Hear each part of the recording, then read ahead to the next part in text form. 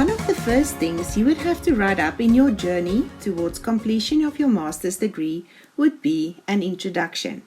This could be in the form of an introduction to a mini dissertation, a research article, or a proposal. The purpose of this video is to provide some guidance on how to write this introduction and ultimately help you overcome that daunting blank piece of paper or screen in front of you.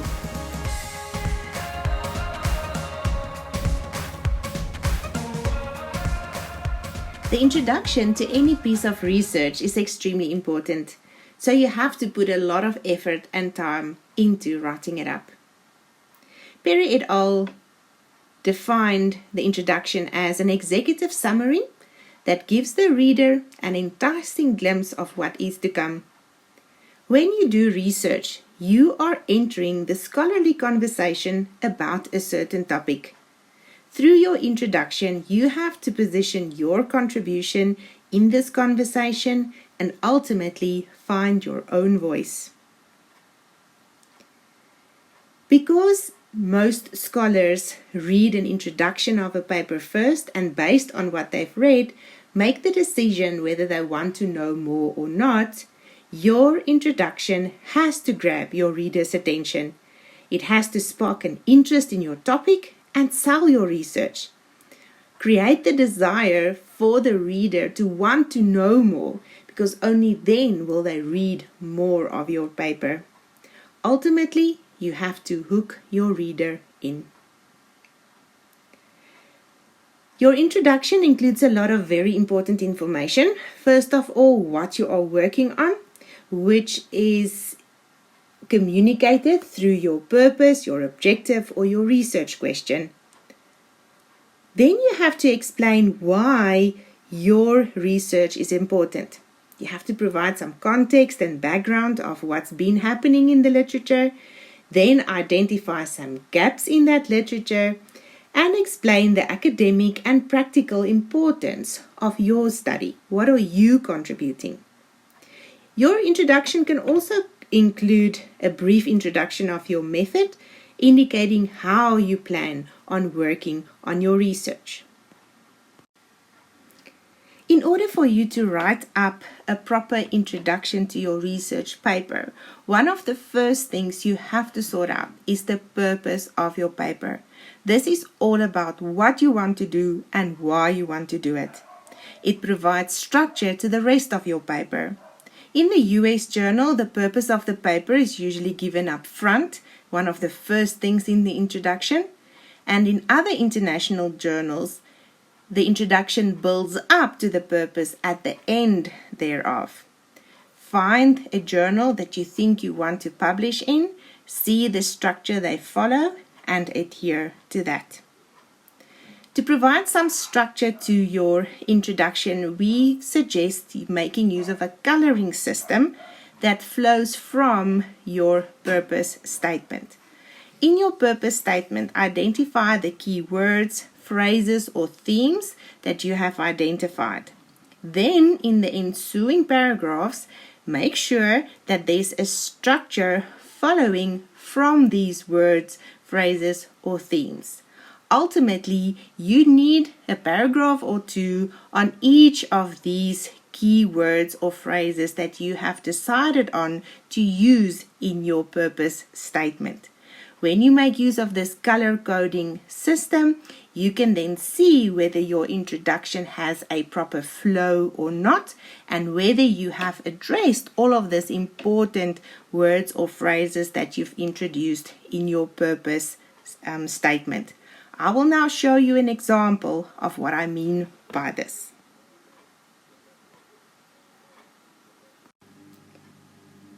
This is the purpose statement of this research.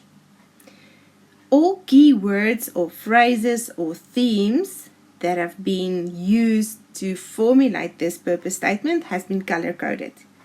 For each of these color-coded themes or words or phrases, there should now be an ensuing paragraph explaining more, providing guidance and evidence of why it was deemed important enough to form part of the purpose statement.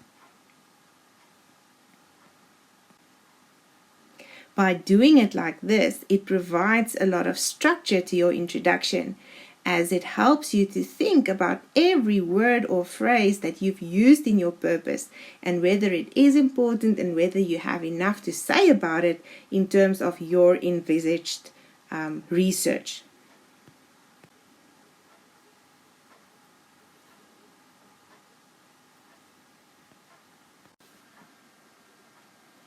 For you to be able to formulate a proper purpose statement and write up all those supporting paragraphs in your introduction, you need to read a lot of literature.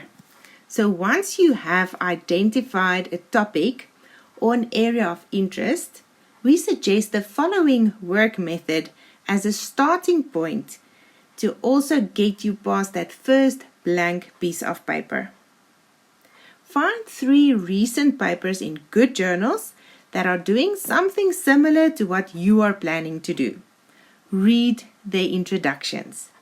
Broaden your own knowledge of the current conversation happening around this topic and area of research. As you read through the introductions, identify key themes, ideas, and possible research gaps. Focus on the flow of the discussion by the author, because that will help you to structure your own thoughts and your own process of what you want to write up. As you read through these introductions, make some key words and notes on the side of each of the paragraphs to help you in this process.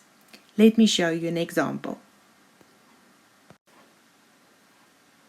Identify your key paper, read the introduction, make some comments and notes to the side of each paragraph, and see if you can identify a thought process and a structure that has been followed by the authors. Follow this process for all 3 of the papers that you've identified.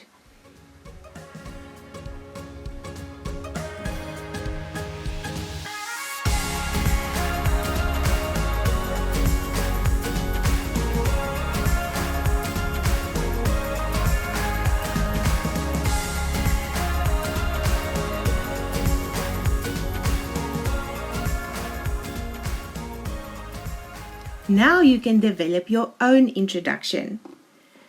By applying the analogy of a funnel or an inverted triangle, try and identify the broad area or the overarching theme. Then narrow that down to a specific focus and ultimately your topic and your contribution. Let the 3 papers that you've read guide you in this process so that you can arrange your own flow. Build a structure and remember to fill in from the 3 papers and the existing literature that you've read. It's important that you now start to write in your own words and always remember to reference. Tell your own story. Even though you are telling your own story, it still remains a scientific article and a formal method of communication. Avoid slang and jargon at all costs. Each statement you make must be based on scientific evidence and be appropriately referenced, unless it is a known fact. If you can reference more than one author confirming the same statement and the same finding, you immediately end up having stronger research. Remember to follow a coherent structure. There must be a flow like a discussion. Look out for links between sections and paragraphs. The color coding system is very helpful in this regard. Imagine having to explain your research to your class and to your grandmother. That would help you with the flow like a discussion. Hopefully you are now more equipped to start somewhere. The introduction is the first thing you have to write up, and it will be the last thing that you complete. It will change a lot. Draft 47 will look completely different. But remember, it's really easier to work with existing text than with that blank piece of paper. Just start writing.